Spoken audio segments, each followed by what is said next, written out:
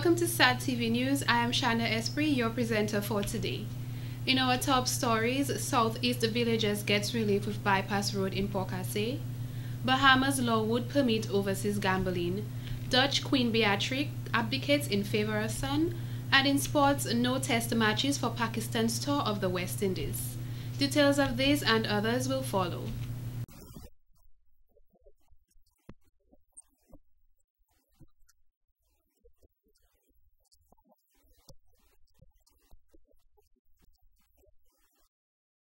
No child from 2012 onwards should be born with HIV. Even if you infected with HIV, you're still a human being. They're still living, they're still breathing, so we gotta love and respect them. Darren Sammy here endorsing the Live Up campaign. 2012, from now on, no Caribbean child born with HIV. We're moving forward, we're educating our people, and it's all about love, protect, respect. Live up, shout, live up, live up. With a vision statement, the holistic development of every child, the St. Luke's Primary School prides itself in developing well-rounded students. Mrs. Adeline Dubois-David, a teacher at the St. Luke's Primary School for 40 years, explained what the child-friendly school programs entails. According to UNICEF, the term child-friendly school has been used to refer to a school where children and adolescents acquire and develop knowledge, abilities, and life skills in a healthy and safe environment, which is inclusive, protective, and respectful of gender differences and of cultural diversity. She said the program focuses on creating opportunities for children to express their views and opinions and also helps them to follow rules and regulations. The St. Luke's Primary School realizes not all students are academically inclined and boasts of its afternoon programs that could influence these students' careers. So influential, the afternoon skills, in that even with, as we have, for example, Jared, who is already a musician, he can teach the others, to play the instruments. And you find that when children are involved in music and so, it helps them to do even better in the academics. I can attest to that because my son, I sent him to music classes from a little boy, and I can tell it really, really helped him with his studies. By learning agriculture, Mrs. David believes the children are developing life skills that will prepare them for the future. On Friday, 3 students, past and present, who made contributions to the development of the school were inducted into the Hall of Fame. They were Jared Jajak for his contribution toward music, Macy Lawrence, a student of grade 6 who is a professional diver, and Danelle Dupini, a past student who recently made the Windwards cricket team. Omari Christopher, who has attended the school full-time, said, "The principle on which the school was built has molded him to be the person he is today. As head boy, he has made his contributions to the school's development. This is why Omari thinks his school is the most beautiful school in Dominica." We have places like the Animal Husbandry, the Enchanted Garden, and the Hall of Fame. Take a listen to a poem performed by the entire student body of the St. Luke's Primary School.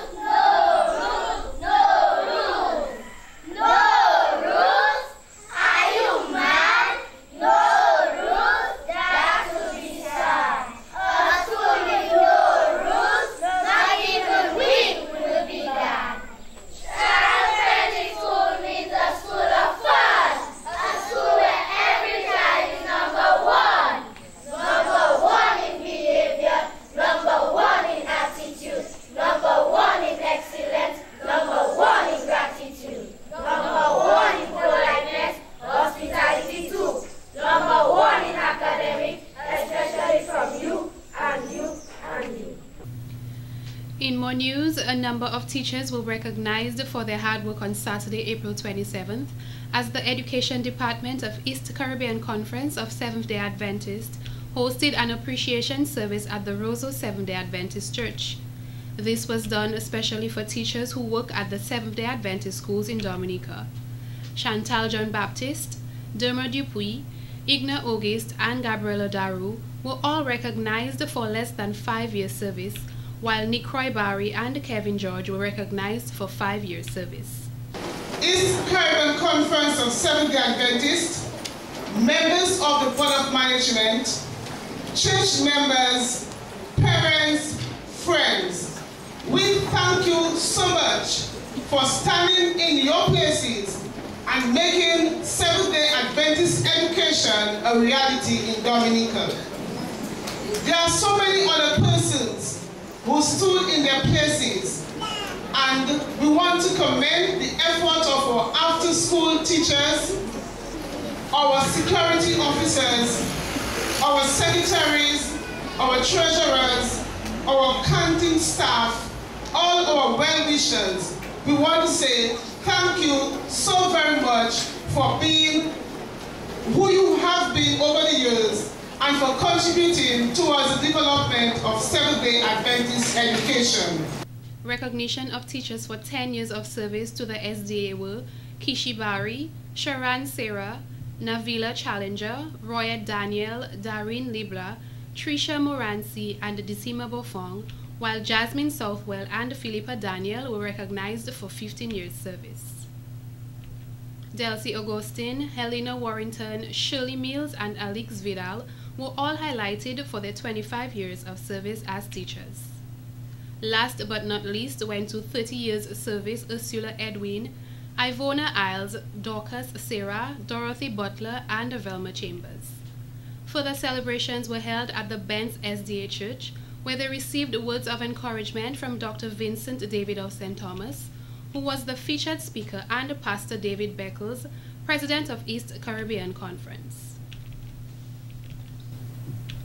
We now go to Deslin with a report on the no litter signs placed on the side of the roads commencing in St. Joseph. Okay, could you state your full name and your status and tell us a bit about this initiative? Yes. Hello, good morning. My name is Hans Schilders and I'm a member of the Rotary Club of Portsmouth.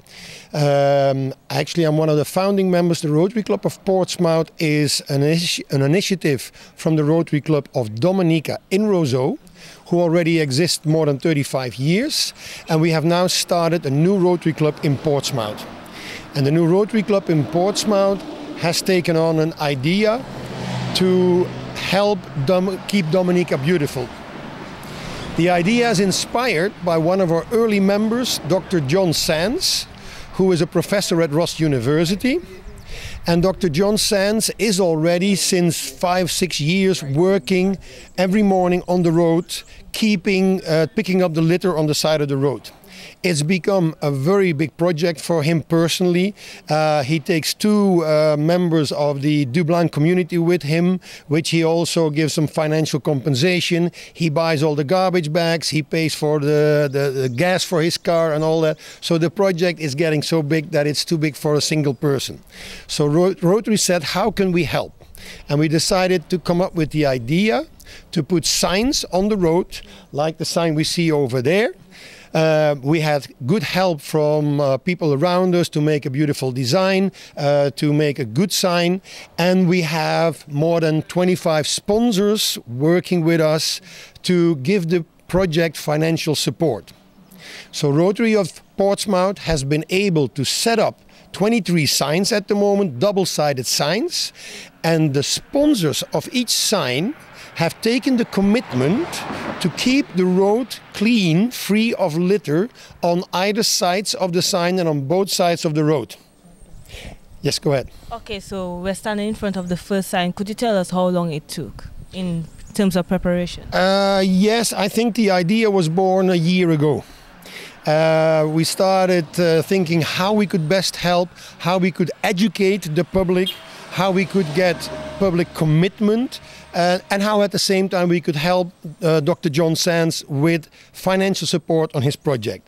Now, a man who deserves a lot of credit here is our Rotary member Gregor Nassif, who's been the project leader of this project and who has really put a lot of time and effort and good ideas in, and who has had the help of the whole Rotary group to dig the holes, to put the signs in, to get the cement going, to hang up the signs. So it's also a hands-on project by our own Rotary members. Okay, and what's the main expectation out of this project?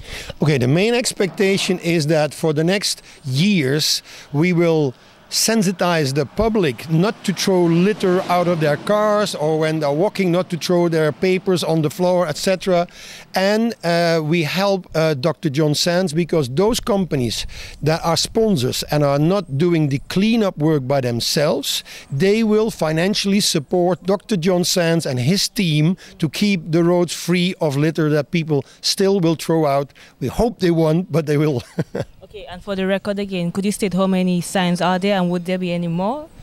Where there are at the moment 23 signs, one more waiting to be put up. So that's 24 signs, starting here at the bus stop in St. Joseph, going all the way up to Portsmouth and a little bit past Portsmouth on the 1 mile stretch in the direction of Kalibishi. Is it very costly to have these signs prepared? The signs are of very good quality indeed. The signs are made in such a way that if something happens and they fall over, we can bolt on a new stand on the same pedestal.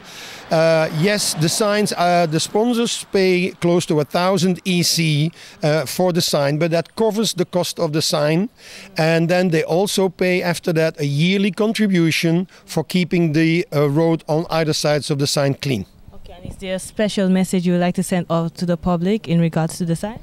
Yes, well, actually, I'm going to use the opportunity for two little messages. First of all, yes, we would like to see, in cooperation with the Rotary Club of Dominica in Roseau, can we do this on more roads in Dominica?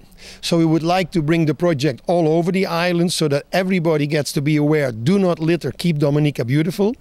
And the second thing is, anybody living in the north or economically associated with the north who would like to think about becoming a Rotarian, a member of the Rotary Club of Portsmouth, the brand new Rotary Club of Portsmouth, please contact us. We can still use people who can get us active in helping the community.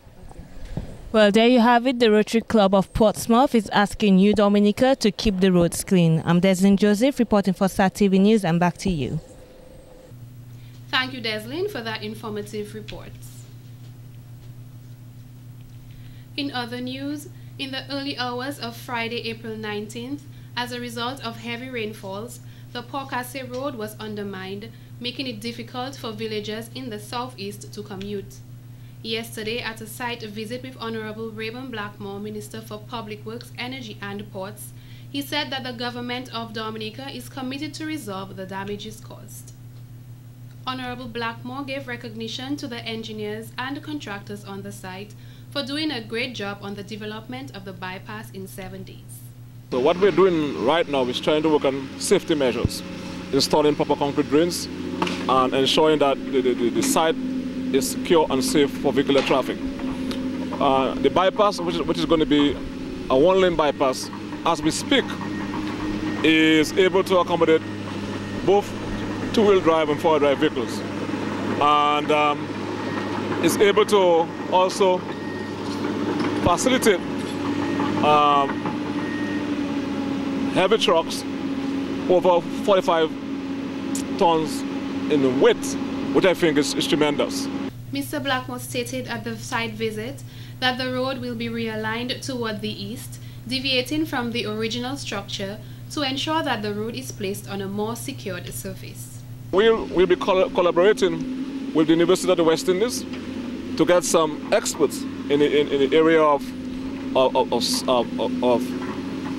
hydrology, etc., and to at least provide us with scientific information as to how do we treat the entire area. And of course, that effort to have gotten the services of two experts from UWI was as a result of the direct intervention of the Prime Minister, and for that we're grateful. The engineers and the contractors will ensure that all the culverts along the newly constructed bypass are inspected. Investigations will also be carried out to verify the integrity of these culverts. The Minister for Public Works recognized the people of La Plaine, Grand Fort and environs for their patience and asked them to continue to exercise this characteristic as the roadworks may continue for 3 months. that we're going to ensure that all the culverts throughout the alignment of the road is properly inspected with the view of trying to investigate the integrity of those culverts. So the intention is, coming back to that site, is that the intervention we're going to embark on will ensure that something like that doesn't happen again. And as I said before, and I want to reiterate, based on the advice I've gotten, the box culvert structure that we're going to be installing on that site is going to have a capacity 8 times as more efficient than what previously obtained. He is also pleased with the timely manner in which the project is progressing, as the aim for constructing the bypass was 10 days, but was completed in 7. The concerned minister made it his obligation to provide access through the bypass for the villagers affected by this tragedy, and hopes that the project will be completed by Friday, May 3rd. In more stories, congratulations to the Dominica Under-15 national cricket team for dominating the Windward Islands Under-15 cricket tournament in convincing fashion. Winning 5 out of 6 matches played earlier this month in St. Vincent, sports coordinator Mr. Trevor Shillingford stated, "This win is significant to Dominica's continued success for the year." Mr. Shillingford praised the sports division for selecting the players. They practiced at the Botanical Gardens and at the cricket grounds in Makushri in preparation for the tournament. All the boys present here are products of the Under-13 program at the sports division, where we run what we call a coaching caravan. I see 2 principals are here, one is a former principal, one is still a principal, and they would be beneficiaries of that program at the primary schools. And the boys that we have before us here are products of this program. And it is no accident that they are successful. They play together at the Under-13 level, they are moving up the ranks, and they are playing together at the Under-15 level. So one boy who is from Maldini, from where? Cottage, Cap, Clifton, and we have Taj from Supre, from one end of the island to the next. And they would relate to each other like boys from the same neighborhood. This is the power of sport. This is the power of the programs that we at the sports division are doing to ensure that our sports people, our young people, become responsible individuals who are doing positive things for the country. Mr. Shillingford also made mention to the boys that when they move up to higher level cricket, they must ensure continued performance to make their family and their country proud. West Indies off-spinner Shane Shillingford, Windward's player Mr. Tyrone Theophile, and captain of the Windward's Island cricket team Mr. Liam Sebastian were invited to the congratulatory ceremony at the Windsor Park Stadium. Mr. Shillingford advised the Under-15 team to emulate all positive aspects of Mr. Sebastian, Mr. Theophile, and Mr. Shillingford in the hopes that they may just be as successful in their cricket careers.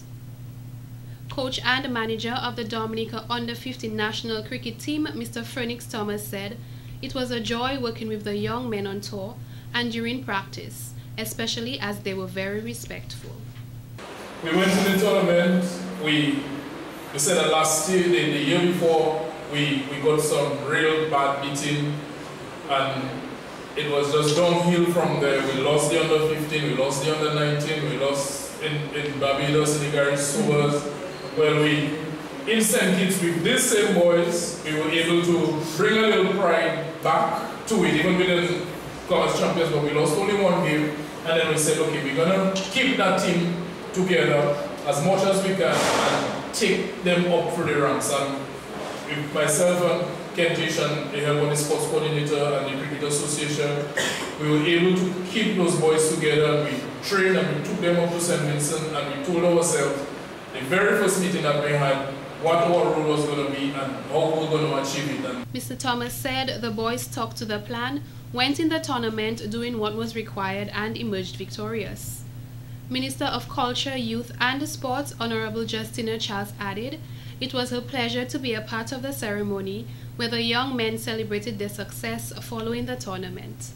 She went on to commend the parents of the young men.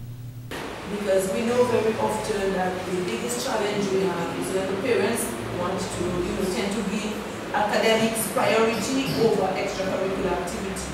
Because we know very often the parents say, oh, they don't have time because we want our children to excel academically.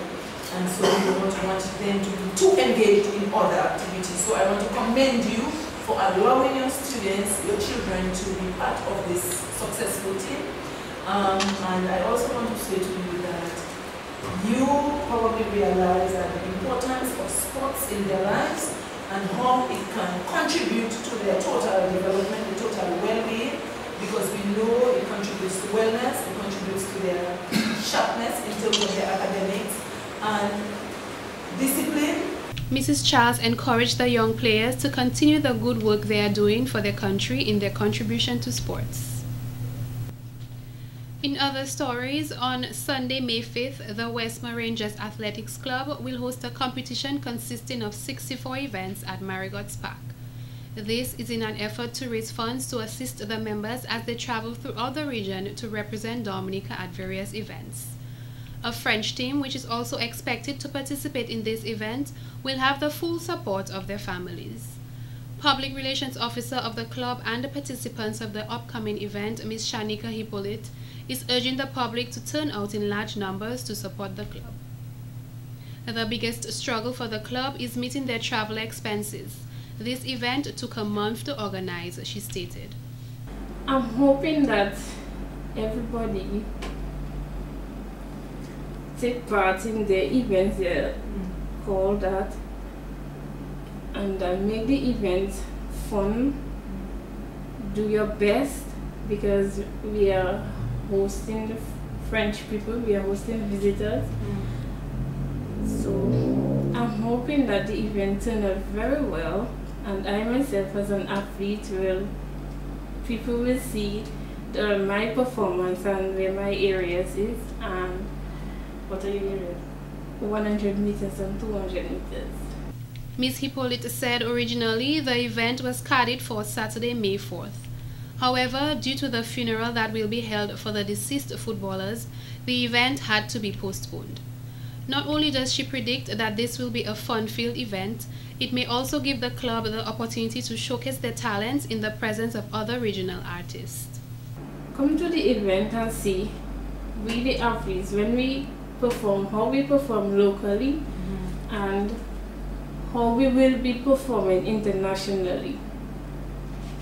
So basically you tell me that this is going to be like an international performance showcase? Well, I hope it turns out in this area internationally. Since it's our first ever event, we are hoping that it turns out really, really well and exciting. And the public should also come out in very large numbers to support us. And feel free, support the French people also, since they are visitors. The league will commence from 9:30 a.m. and is expected to run until 4:30 p.m. Many times the question of who is responsible for the increased number of vagrants on the streets of Roseau is raised. No one seems to know, as no form of action is being taken to alleviate this ongoing issue in our society. Today was no ordinary day for the employees of Sagicor, as their business operation was obstructed by a vagrant who insisted on spending his day lying outside the entrance of their office.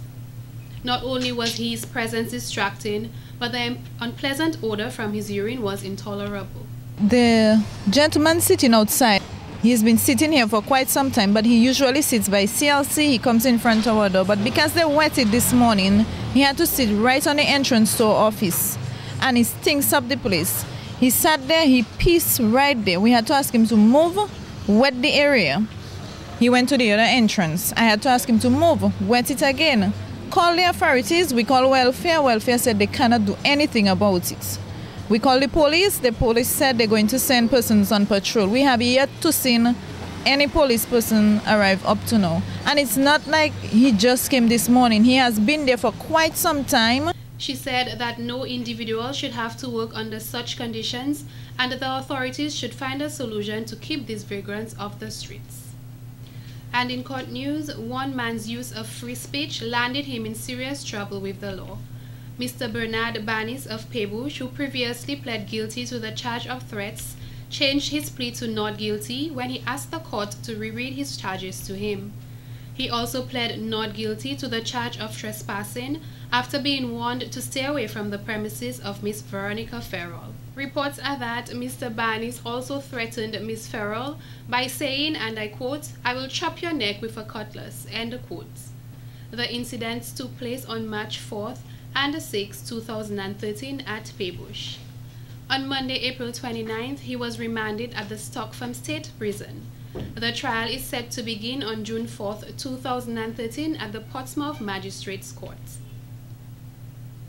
This has been the local segment of the news. Coming up next, regional highlights.